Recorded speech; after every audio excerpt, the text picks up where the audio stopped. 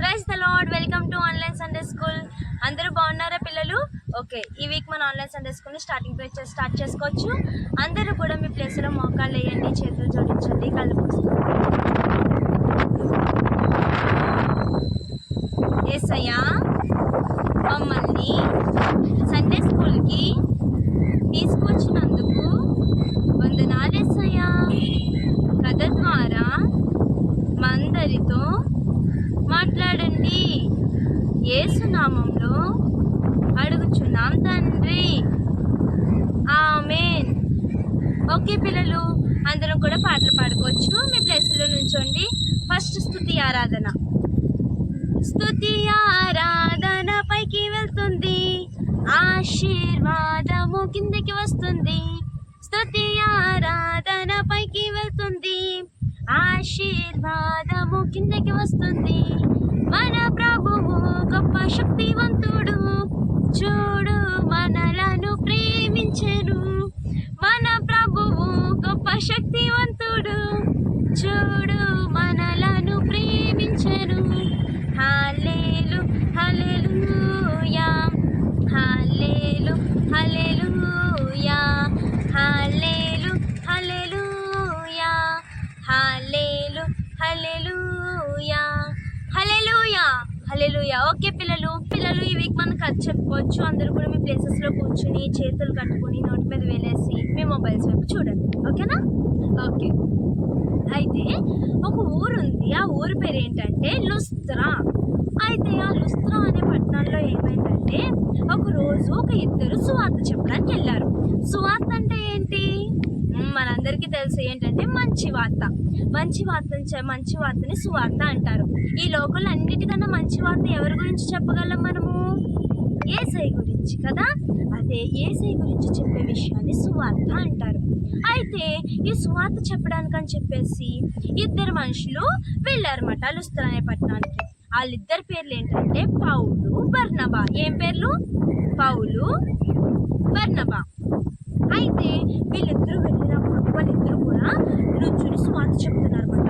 చెప్తుండగా ఒక అతను కూర్చుని ఆసక్తిగా సువార్తను వింటున్నాడు. వింటుంటే అతను చాలా శ్రద్ధగా వింటున్నాడు. అయితే ఇంతకు అతను ఎవరో తెలుసా పిల్లలు? అతను పుట్టినప్పటి నుండి ఒక్కసారి కూడా నడవలేదంట. అంటే చిన్నోడు కాదు, పెద్దోడే. కానీ పుట్టినప్పటి నుండి ఒక్కసారి కూడా అతను నడలేదు. ఎందుకంటే అతని కాళ్ళు పనిచేయవు. దానివల్ల పాపం అతను చాలా బాధపడేవాడు, అలా కూర్చునే ఉండేవాడు.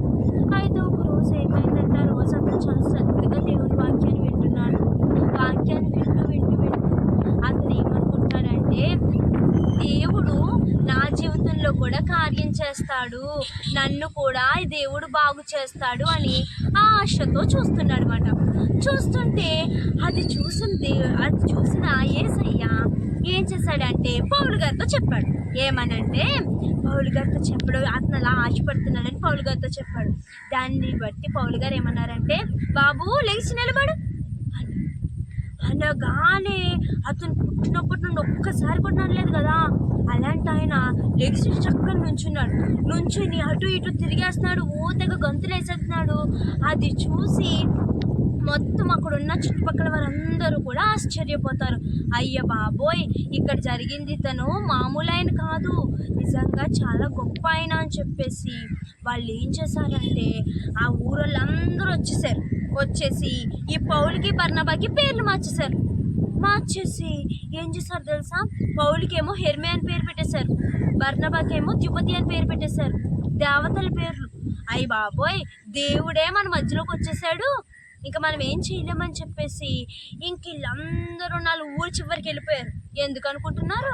ఆ ఊరు చివరిన ఒక గుడి ఉంది. ఆ గుడి దగ్గర పూజారి ఉంటాడు కదా, పూజలు చేస్తాడు.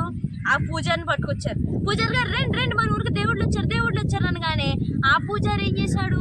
2 ఎద్దులను దండలను పట్టుకుని వీళ్ళకి పూజ చేయడానికి వెళ్ళిపోయారు.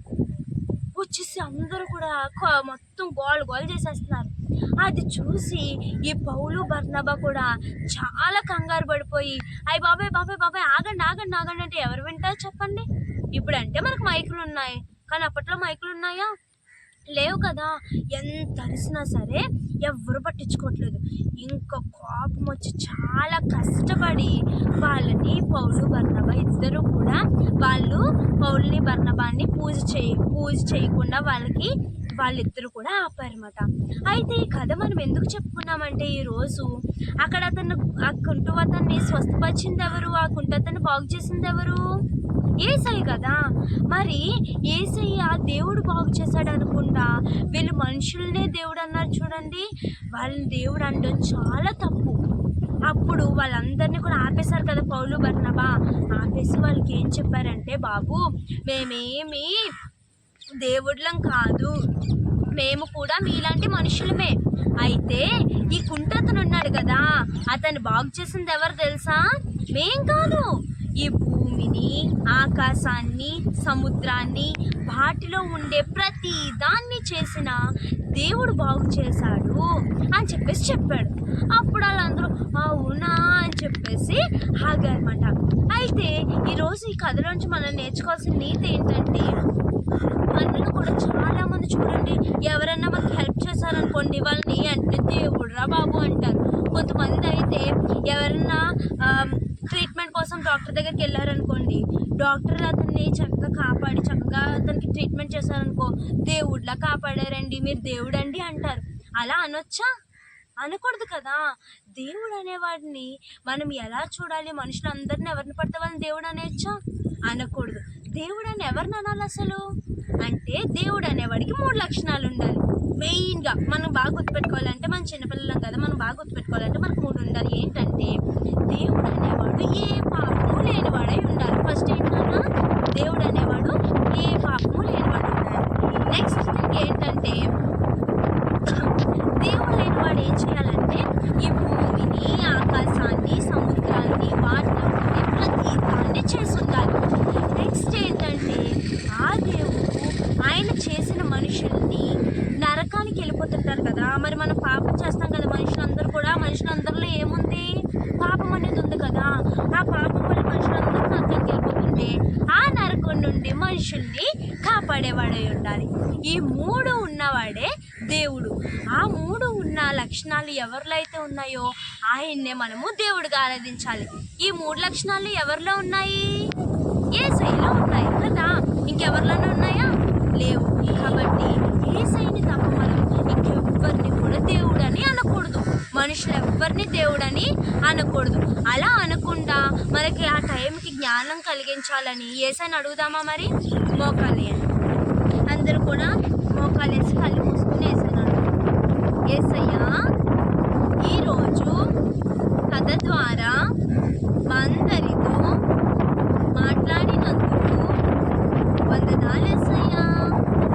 యేసయ్యా, మేమందరము నిన్ను తప్ప ఇంకా ఎవ్వరిని దేవుడిగా ఆరాధించకూడదు. మనుషులను దేవుడని అనకూడదు. సహాయం చెయ్యండి యేసయ్యా. యేసు నామంలో అడుగుచున్నాం తండ్రి.